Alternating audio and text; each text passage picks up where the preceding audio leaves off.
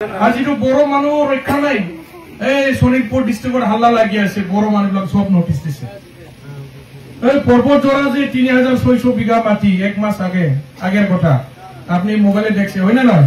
মানে আদানি কোম্পানি যে একটা প্রাইভেট কোম্পানি আর কি, আদানি কোম্পানি, ওই আদানি কোম্পানি সব মানে মাটিবিলাক দিব বিচাৰছে এই সৰকাৰে, সব উচ্ছেদ কৰিব বিচাৰ থাকে। ইয়াৰ কাৰণে কৈছো যে আমাৰ সৰকাৰ অহাৰ লগে লগে, হাগ্ৰামা সাৰৰ সৰকাৰ অহাৰ লগে লগে আমি অক্টোবৰ মাসতে এই নোটিশ বিলাক সব কেন্সেল কৰাই দিম, ইউপিপিএলৰ নোটিশ বিলাক, হব না? ঠিক আছে। আৰু মাটি পাট্টা দিবৰ কাৰণে আমাৰ সৰকাৰে যিমান পাৰে সব মানুহকে মাটি পাট্টা দিবৰ কাৰণে আমাৰ সরকারে এইটো গ্যারেন্টি হিসাবে লৈছে। কাস্টমও কৈছে, আমার শরৎ চন্দ্র দাসও কৈছে এইবিলাক। ঠিক আছে।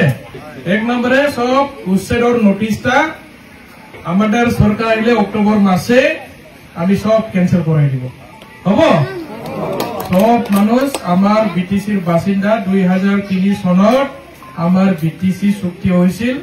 এই চুক্তির আধারত বেঙ্গলি কক বা মাইনরিটি মুসলিম কক বা যিমান জাতি জনগোষ্ঠী আছে, আমার অসমীয়া ভাষী, নেপালী যিমান আছে, সব আমার বিটিসির মানুষ, বিটিসির নাগরিক হয়। আৰু হাগ্ৰামা সাৰৰ 17 বছৰ শাসন কালত কোনো মানে আমাৰ জনসাধাৰণ মানুষ কষ্ট পোৱা নাছিল। যদিও মাটি পাট্টা দিব পৰা নাই সব মানুহকে, কিন্তু উচ্ছেদৰ নোটিছো দিয়া নাই মানুহবিলাকক। এতিয়া মহিলা বিলাকক ইলেকশন আহিছে কাৰণে ঠগে আছে দেই, বাইদেউ বিলাকক। অৰুণোদয় বাপৰে বা, অৰুণোদয় কলে সব মানুষ পাগল হয়ে যায়। হ্যাঁ,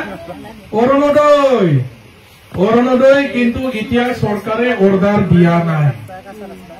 মাস্টাৰ আছে না, master BLO block level officer বিলাকে সাৰ্ভে কৰি আছে যে এখন গাঁৱত কিমানটা মানে বিধবা মহিলা আছে। বিধবা কলে বুঝি পায়? এইখন গাঁৱত কিমান মানে বিকলঙ্গ আছে। বিকলঙ্গ জানে? ওই যে লেংৰা কানা কুজা এৰকম। হ্যাঁ, তাৰ পিছত এইখন গাঁৱত বিবাহ বিচ্ছেদ যাৰ মানে স্বামী নাই, মানে কিমান জনী আছে। এইখন গাঁৱত মানে অবিবাহিতা যার বয়সটা মানে 45 বছর পার হয়ে গেল, কিন্তু এখনো বিয়া বারো হয় নাই। বুঝি পাইছে বাইদেউ বিলাকে? এইবিলাক মানে চাবৰ কাৰণে মাস্টাৰ বিলাকক দায়িত্ব দিছে। কিন্তু এতিয়া অৰুণোদয় আৰম্ভ নহয় দেই। ইউপিপিএলৰ মানুহ বিলাকে ঘৰে ঘৰে যাই অৰুণোদয় দিছে বুলি আমি শুনি আছে। আপোনালোকৰ বিজনী বা কিছুমান মানে কোকৰাঝাৰ, গোসাইগাঁও সব জায়গাতে তেওঁলোকে অৰুণোদয় ফৰ্ম বিলাক বিলাইছে, কিন্তু অৰুণোদয় অক্টোবৰ মাহৰ পিছতে আৰম্ভ হব। এতিয়া জাস্ট মানে কোট এখন গাঁৱত কিমান আছে এইটো জাস্ট এনে হিসাব কৰিছে। আৰু অৰুণোদয়তে ইউপিপিএলৰ চেয়াৰমেন দিব নোৱাৰে নহয়।